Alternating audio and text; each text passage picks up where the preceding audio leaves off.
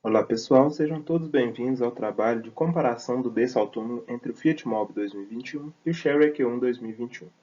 Meu nome é Denner Brandão e este trabalho é da disciplina de Propulsão Elétrica Veicular do professor Thales Maia. Tem existido ao redor do mundo um esforço muito grande para a redução das emissões, através das legislações de cada país.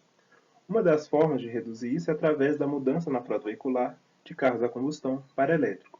Este estudo da empresa Deloitte mostra que até 2030, cerca de mais de 25% dos carros vendidos em todo o mundo serão elétricos ou híbridos. Os conceitos abordados nesse trabalho serão principalmente o conceito de berço autônomo, que avalia o impacto ambiental do ciclo de vida de um produto, e o conceito de poço à roda, que compara a eficiência de diferentes soluções em relação à emissão de gases, desde a extração do petróleo até as emissões do motor de um veículo. O conceito de poço à roda na cidade de Belo Horizonte, por exemplo, mostra que um carro ele emite muito mais gramas de CO2 por passageiro por quilômetro do que, por exemplo, um ônibus do MOV, utilizado na capital. Ambos emitem muito mais do que o metrô, por exemplo, que opera com eletricidade.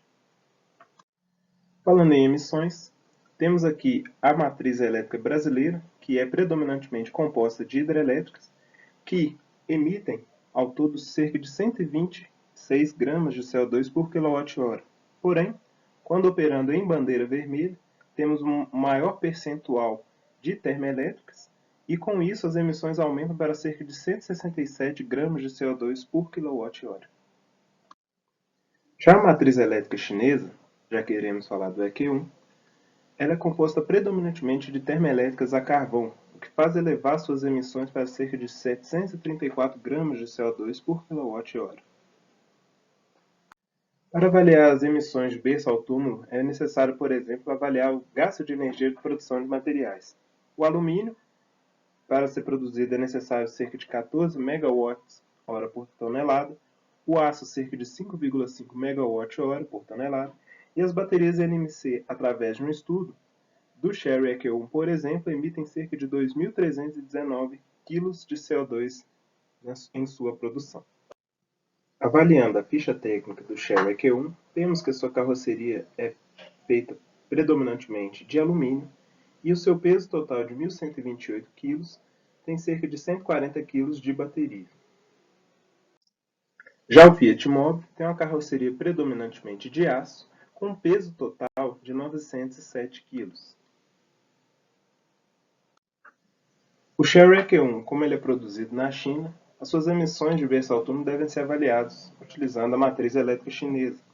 Ao todo, então, o Chery EQ1 tem uma emissão equivalente de 166 gramas de CO2 por quilômetro quando produzido na matriz elétrica chinesa.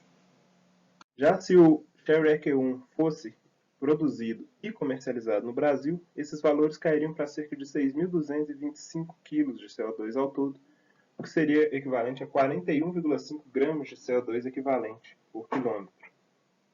Já o Fiat Mobi, que é produzido na matriz elétrica brasileira, ele emite ao longo de sua vida no álcool um equivalente a 48 gramas de CO2 por quilômetro e na gasolina um equivalente a 102 gramas de CO2 por quilômetro. Então, fazendo uma comparação entre os dois, nós temos que o Fiat Mobi, apesar de ser um carro movido a combustão, ele emite menos do que o Chery EQ1 produzido e comercializado na China, graças à matriz elétrica da China ser altamente poluente. Agora, se o Chery EQ1 fosse produzido e comercializado no Brasil, as suas emissões equivalentes seriam cerca de 41,5 gramas de CO2 por quilômetro, sendo menor, portanto, do que as emissões do Fiat Mobi no Brasil, que, na sua versão a gasolina, chega a 102 gramas de CO2 por quilômetro. O que podemos tirar de conclusão desse trabalho é que apenas mudar a frota veicular não é suficiente para resolver os problemas das emissões de veículos. Deve haver principalmente uma análise da matriz elétrica daquele país e mudança nas formas de produção de energia para que elas se tornem menos poluentes. Além disso, a reciclagem de materiais para a produção desses veículos deve ser incentivada para reduzir, portanto, as suas emissões do berço ao túmulo. E é isso, pessoal. Muito obrigado a todos.